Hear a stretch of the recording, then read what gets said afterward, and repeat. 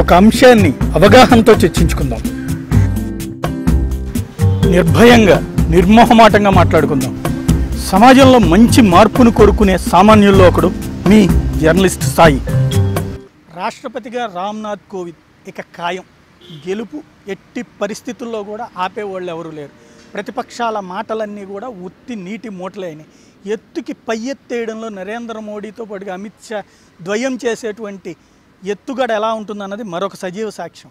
ఇక్కడ 2 పాయింట్స్ని రైజ్ చేసుకుంటూ వచ్చారు. ఒకటి, దళితుడు సుదీర్ఘకాలం పాటు ఆర్ఎస్ఎస్ స్వయం సేవక్ అంటే తన పార్టీని కాపాడుకుంటూ వచ్చారు.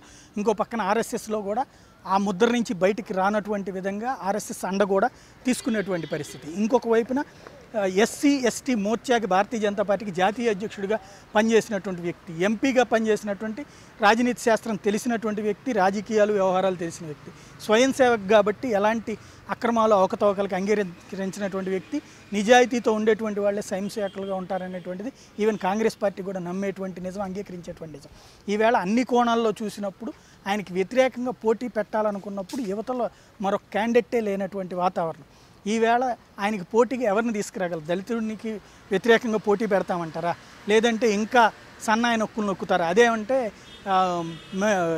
ఏకాభిప్రాయం అనేటువంటి మాటలు మాట్లాడుతున్నారు. మరి ప్రణబ్ ముఖర్జీని తీసుకొచ్చిన రోజున తమ పార్టీకే సంబంధించినటువంటి సుదీర్ఘకాలం పార్టీలో ఉండి సుదీర్ఘకాలం పాటు ఎంపీగా చేసినటువంటి వ్యక్తిని తీసుకొచ్చి నిలబెట్టిన రోజున తెలియదు రాజకీయాలకు అతీతంగా రాష్ట్రపతి ఉండాలని. రాష్ట్రపతిని రాజకీయాలకు అతీతంగా ఉండాలని ఎవరు కూడా ప్రజలు ఎవరు ఫీల్ అవ్వట్లేదు. రాష్ట్రపతి అంటే రాజకీయాలకు అతీతుడని కూడా ఎవరు అనుకోవట్లేదు. ఒక్క అబ్దుల్ కలాం విషయంలో మాత్రమే రాజకీయాలకు అతీతంగా ఆయన నిలబెట్టారన్నటువంటిది ఆ రోజున ఉన్న పరిస్థితుల్లో ప్రధానమంత్రిగా ఉన్నటువంటి వాజ్పేయి కూడా ఆ నిర్ణయం తీసుకున్నారు. ఇంకోటి, దానికి అనుగుణంగానే ఆయన పనిచేసి అందరి మన్ననలు పొందారు.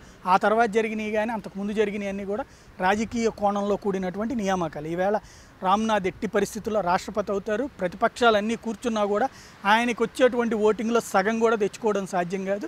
ఇంకొకటి, ఎవరైతే ఇప్పుడు తటస్థులైనటువంటి పార్టీలు ఏఐఏడీఎంకే కావచ్చు, డిఎంకే కావచ్చు, తెలుగుదేశం అంటే ఎన్డీఏ కూటమిలో ఉందనుకుందాం, వైసీపీ కావచ్చు, ఇట్లాంటి వాళ్ళందరూ కూడా ఆయన్ని వ్యతిరేకించడానికి పాయింట్స్ ఏమీ ఉండవు.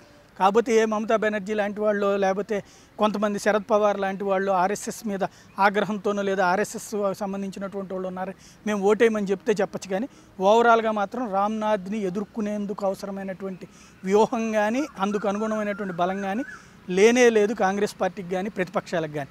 ఆయనే కాబోయేటువంటి రాష్ట్రపతి. ఇంకొకటి, గతంలో ప్రతిభా పాటిల్ తర్వాత ఒక దళితుడు అయినటువంటి వ్యక్తి రాష్ట్రపతిగా రాబోతుండటంతో పాటుగా రాజనీతి శాస్త్రం అవపోసన పట్టినటువంటి వ్యక్తి, న్యాయవాది, అన్ని రకాలైనటువంటి సూక్ష్మాలు తెలిసినటువంటి వ్యక్తి, భవిష్యత్తులో కూడా జరగబోయేటువంటి రాజకీయాల్లో ప్రేక్షకుడిగా కాకుండా క్రియాశీల పాత్ర పోషించగలిగినటువంటి వ్యక్తినే ఈ రోజున రాష్ట్రపతిగా బరిలోకి దించడం ద్వారా బీజేపీ చాలా స్పష్టమైనటువంటి ఎత్తుగడేసింది. ఇంకొకటి, సోషల్ మీడియాలో పూటకో పోస్టులతో గంటకొక పేరును తీసుకొచ్చినటువంటి పోస్టులన్నీ ఇక చెల్లుచీటు.